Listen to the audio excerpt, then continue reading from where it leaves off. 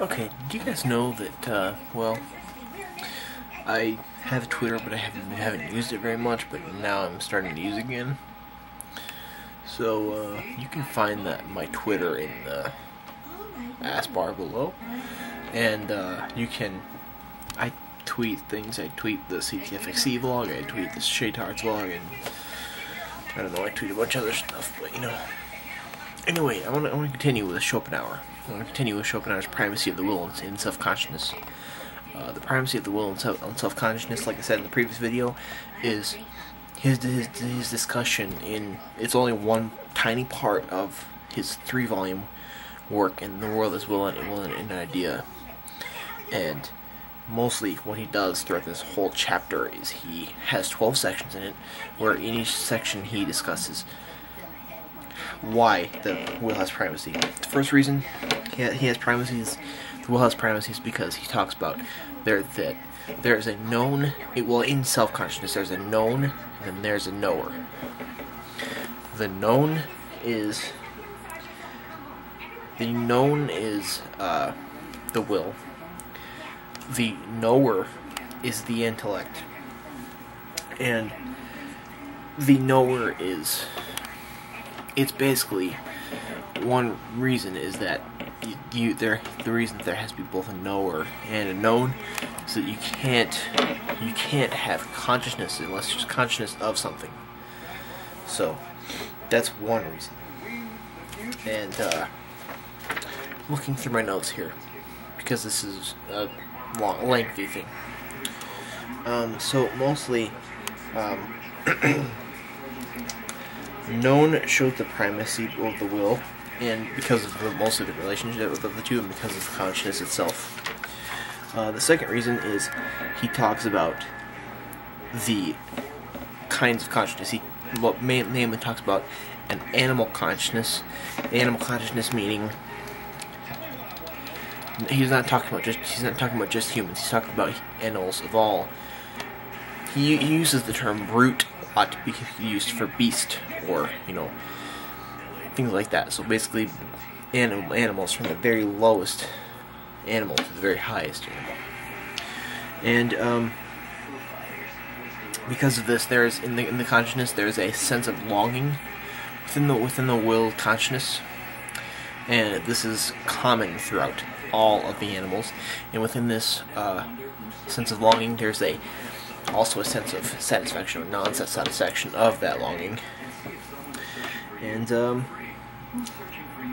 this is one thing that keeps every animal, every brute in common, because each regardless of the intellect that the animal has. Remember, I told you what intellect was in the previous video about Schopenhauer's primacy of the will.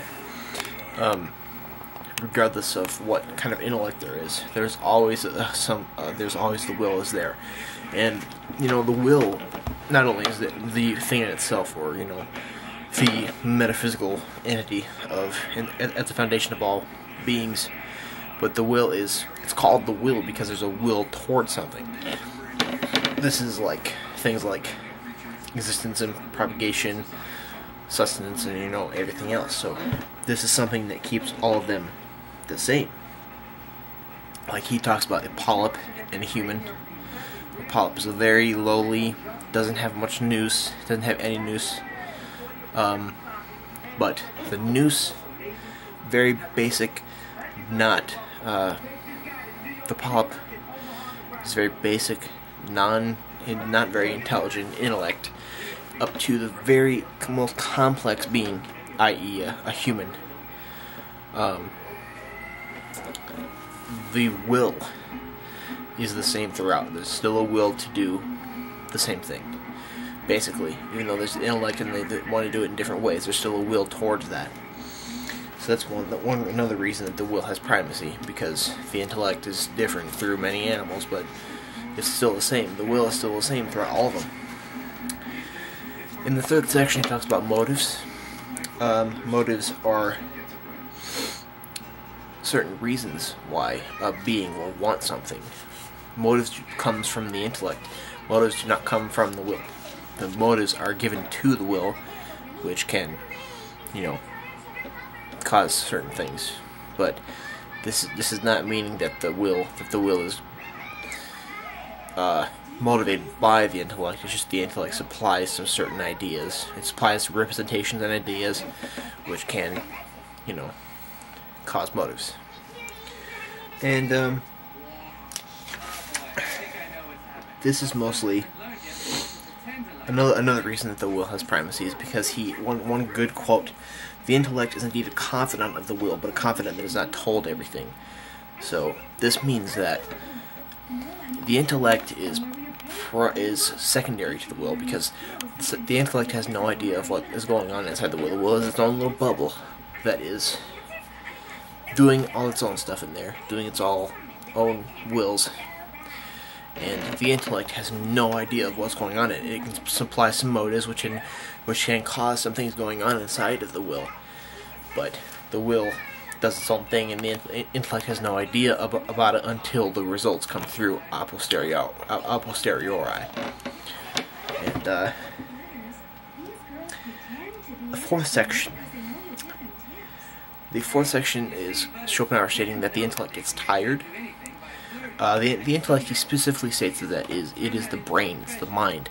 I mean, normally philosophers won't say this is the brain. Most philosophers in epistemology and philosophy of mind, and most philosophers of anything we're talking about the mind, will say the mind, or the understanding, the consciousness. They won't say the brain, because they're not trying to be biological. They're not trying to be psychological. They won't say the brain. But here Schopenhauer says the brain. The intellect is the brain. But just like any human gets tired and any human has to sleep, the intellect has to sleep. So the intellect is a human brain.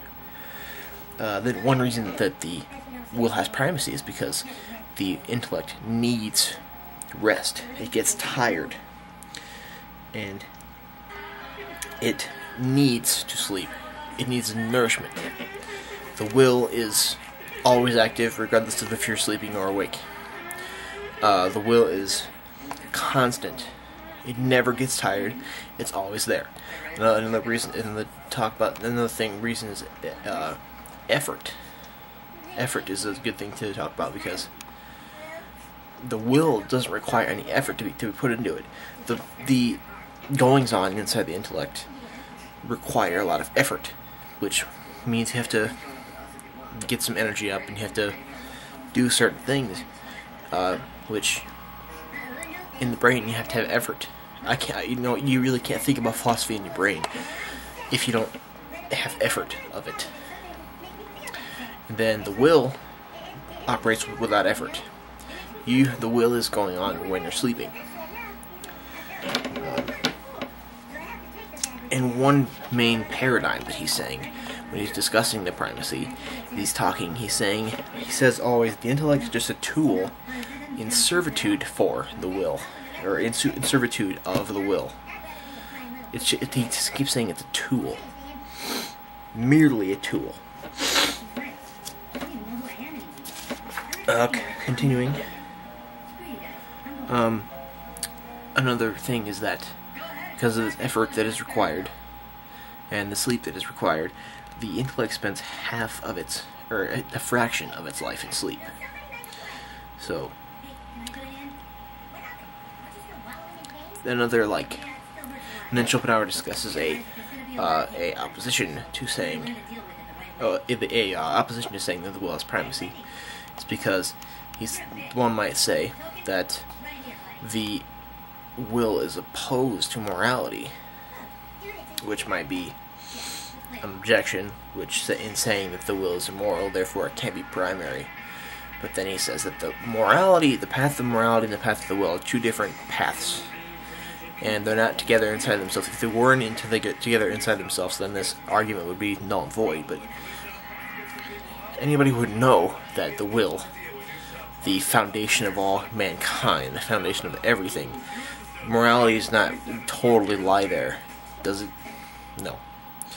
So this is continuous proof that why the will has primacy. In sections 5 and 6 are Schopenhauer's discussion about the intellect's doing based on the will, because the fifth section talked to us about that the intellect can do what it does as long as the will is quiet and does not interfere, because he talks about the will and how it can get excited. It has excitement, and because of that excitement, and the intellect has effort and it's doing its own goings on, and it's going to try to do certain things. And once the will gets excited, it'll trip up the intellect, and then it'll trip everything up, and then everything that the intellect was doing will be gone and distorted and everything else. A good example of this would be fear. Fear is Schopenhauer talks about in the text. He talks about fear. He talks about joy. He talks about things like that, where fear can, in being afraid of something, can mess up the rational processes of the mind. The will being the underlying process of fear. But he talks about coolness and presence of mind. Coolness is the passing of the will so that the intellect can do what it does, and presence of mind is the undisturbed activity of the intellect because of the evidence acting on the will.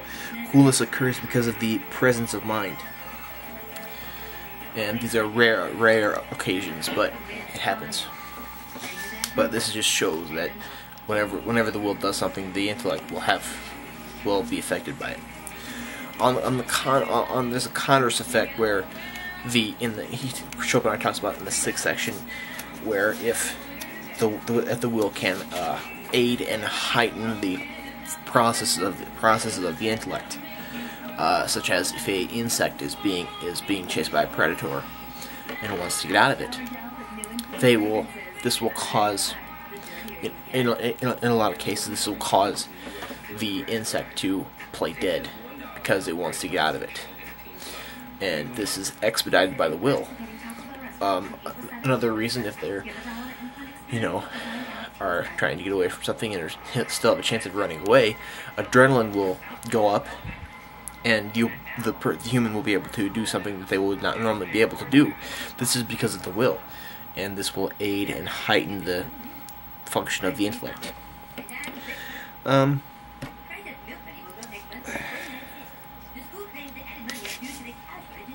This discussion he keeps talking about a mistake that philosophers make. These philosophers mistake that knowledge is primary and the will is derived from it. But this goes back to the polyp and the human, because you could say the polyp would have to have a lot of knowledge before it would have will. But the polyp has will just as any human does, yet it has very little knowledge. So this shows another reason why the will has primacy, and then he says that the will takes place of reason for another thing, like the basic underlying reason. Furthermore, he talks about high mental capacity. He says that the intellect is high mental capacity without the primacy, as the will has that primacy, and the intellect being the gift or tool of the will. And the will is mainly the function of the whole of the will is the function of the whole man, of the man's being and nature. So this is mostly what it comes down to, because he talks about communion and stuff like that, which is things of the intellect, which is material communion and formal communion, which is a bunch of specific stuff, which is just due to the high capacity of the intellect, which just shows that the will is a function of the whole man, of the man's being and nature. And he also talks about in the 10th section, talks about identity, as in how can, as a, let's say a baby gets born, how can the baby maintain its identity as the intellect continues to grow and get bigger and get more complex, and the baby will grow, But how can a constant identity be there? Because of the will. That's why identity is maintained. The mere inability to change is just the intellect, but the reason that it just stays there because of the identity remains the same throughout the whole intellectual process is because of the will. Furthermore, in the 11th section, he talks about suicide. He quotes Aristotle, where Aristotle says that to live well is better than to live, and he basically says that the will is a inherent will to live, and that suicide is prohibited and it's looked down upon. That if suicide if ever were to happen, it would be a huge feat, because this is a rare occasion, because the will ingrains in the human a will to live. And in the last section he talks about sleep, as in the intellect needs nourishment, and the intellect needs nourishment, the will does not. So long as log. This is necessary because I needed to discuss every single proof of why the will has primacy. So I'm gonna go. See you later.